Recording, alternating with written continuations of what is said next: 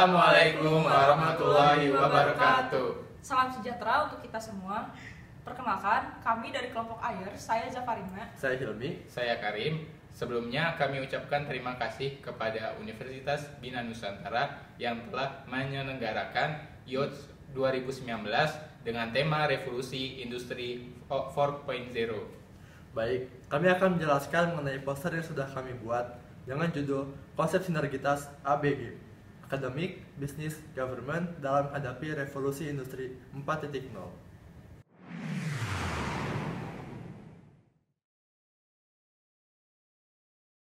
Baik, saya akan menjelaskan strategi dari sisi akademisi terlebih dahulu.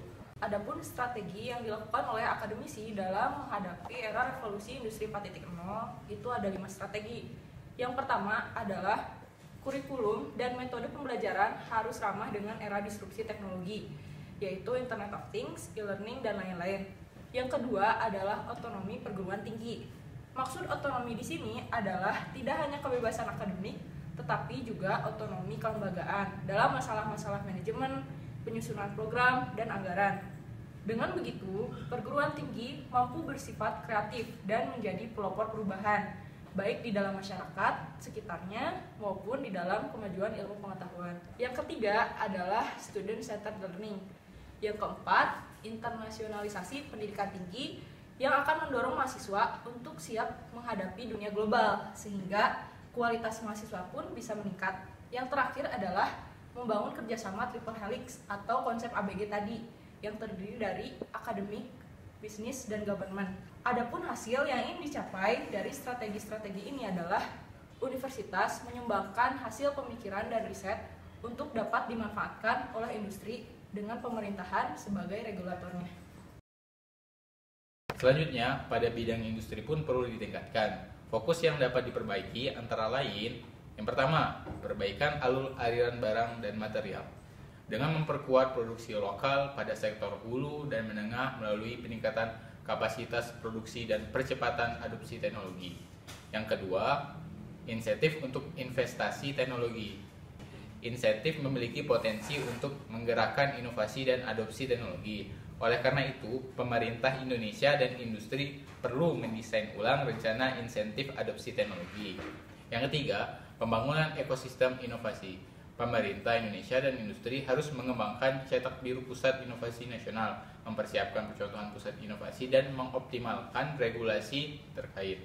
Yang keempat, yaitu peningkatan kualitas SDM. Indonesia bekerja sama dengan pelaku industri dan pemerintah asing, sekaligus perbaikan program mobilitas tenaga kerja global untuk memanfaatkan ketersediaan SDM dalam mempercepat transfer kemampuan.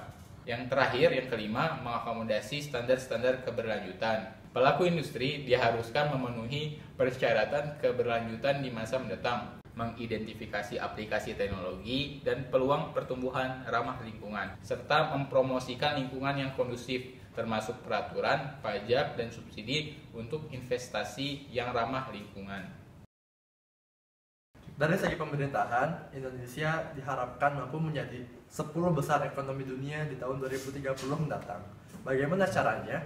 1. Peningkatan keterampilan dalam memahami penggunaan Internet of Things melalui perancangan kurikulum dan pelatihan-pelatihan yang berkaitan. Dengan adanya kurikulum dan pelatihan tersebut, maka siswa dan masyarakat akan terbiasa dan pada akhirnya dapat mengimplementasikan Internet of Things. Lalu yang kedua, pengembangan startup dengan memfasilitasi tempat inkubasi bisnis untuk mendukung berkembangnya teknologi industri 4.0. Selanjutnya nomor 3, pemanfaatan teknologi digital untuk memacu produktivitas dan daya saing bagi industri kecil dan menengah atau IKM dengan menggunakan e-commerce yang dapat membuat IKM dapat bersaing dan mengembangkan bisnisnya. Terakhir, nomor 4, penggunaan teknologi digital untuk industri nasional, salah satunya dengan membuat regulasi, potongan pajak, dan bonus-bonus lain bagi industri yang akan menerapkan teknologi 4.0, sehingga mereka terpacu dan tertarik untuk menerapkannya. Kesimpulannya adalah, untuk menghadapi revolusi industri 4.0, maka Indonesia membutuhkan kerjasama antar pihak-pihak akademisi, bisnis, dalam hal ini industri, dan pemerintahan. Konsep kerjasama ini dinamakan konsep ABG. di mana hasil kerja dan strategi dari masing-masing pihak ini bersinergi satu sama lainnya. Agar Indonesia mampu menjadi 10 besar ekonomi dunia pada 2030 mendatang, maka pemerintahan menghasilkan regulasi yang mengharuskan industri menggunakan teknologi digital, di mana teknologi digital tersebut dikembangkan berdasarkan hasil riset dan SDM yang kompeten yang dihasilkan oleh akademisi. Baik, itulah penjelasan mengenai poster yang sudah kami buat. Kami berharap generasi muda Indonesia seperti kami bisa berperan bersama dalam menghadapi dan menjawab tantangan revolusi industri 4.0. Terima kasih atas perhatiannya. Wassalamualaikum warahmatullahi wabarakatuh.